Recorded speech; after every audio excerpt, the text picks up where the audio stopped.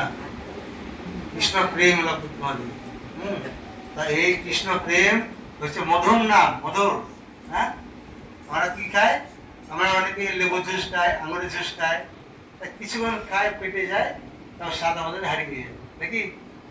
আর হরিনামের রস যত চুষবে তত পাবে।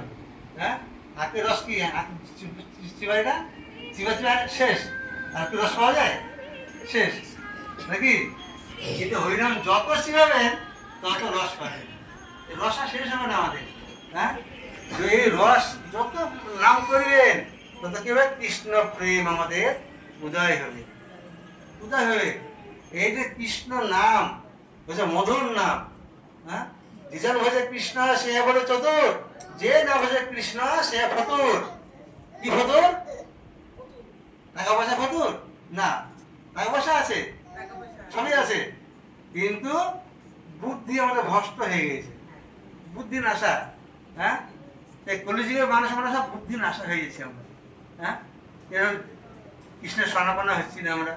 হ্যাঁ, যিনি আমাদের দেহটা দিলেন, যিনি আমাদের সব কিছু আমাদের কর্তব্য পালন করার জন্য আমাদের আসলেন উনি।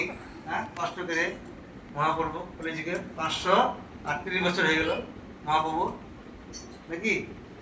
তো মহাপ্রভু যে আসলেন এই 538